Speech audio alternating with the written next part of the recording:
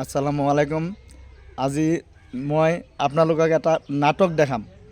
আপোনালোকে পইচা দি পেলাই বা আমি পইচা দি পেলাই নাটক চাই থাকোঁ আৰু আজি বিনা পইচাত আপোনালোকক নাটক দেখাম। নাটকটো চাওক। আপনি আঁতৰি দিয়ক দাদা, আপুনি আঁতৰি দিয়ক, আঁতৰি দিয়ক। আপুনি আঁতৰি দিয়ক, আপুনি আঁতৰি দিয়ক।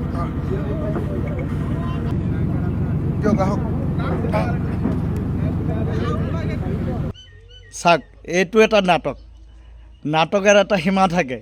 আমি আজি হাঁহিব লগা হ'ল। আচলতে প্ৰথমতে ভাবিছিলোঁ তেখেতে হয়তো বহুত নিৰ্বাচনী প্ৰচাৰৰ কাৰণে ভাগৰি গৈ পেলাই শুব টাইম পোৱা নাই, ৰেষ্ট কৰিব টাইম পোৱা নাই। তেখেতে হয়তো তাতে অলপ সময় পাইছে, যিহেতু নদীটো পাৰ হৈ যাব লাগিব। তাতে হয়তো তেওঁ অলপ ৰেষ্ট ল'বৰ কাৰণে তাতে শুই দিছে। কিন্তু আচলতে আমি এতিয়া লক্ষ্য কৰিলোঁ যে আচলতে তেওঁ এইটো হেৰি নহয়, ৰেষ্ট ল'বৰ কাৰণে হেৰি কৰা নাই, আপোনাৰ হোৱা নাই তাতে। একচুৱেলি সেইটো এটা নাটক। তাৰমানে সংখ্যালঘু মানুহক কেনেকৈ বুৰ্বক বনোৱা যায়, সেইটো কাৰণে তেখেতে বেলেগ টাইপৰ এটা নাটক কৰিছে। কিন্তু এইটো আপোনাৰ কাম নহ'ল।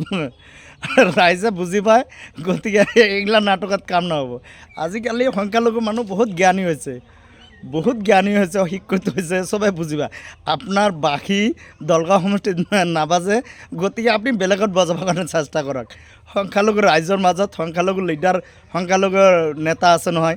বিশেষকৈ আমাৰ দলগাঁৱত বিশেষকৈ মুজিবুৰ ৰহমানৰ বাহিৰে আন কাৰো বাঁহী ইয়াত নাবাজে। গতিকে আমাৰ দলগাঁও সমষ্টিৰ সন্মানীয় বিধায়ক বিগত 5 বছৰত যি কাম কৰি আছে, যি উন্নয়নমূলকৰ কাম কৰি আছে, চব মানুহ আজি বিধায়ক মহোদয়ৰ হৈ পেলাই তেওঁৰ কামৰ প্ৰতি আকৰ্ষণ হৈ পেলাই চবে আমাৰ বিধায়ক মুজিবুৰ ৰহমানকে বিচাৰি আছে। গতিকে আপোনালোকে এইগিলা ড্ৰামাবাজি বন্ধ কৰক। কাম নহ'ব আপোনালোকৰ, এইগিলা বাদ দিয়ক।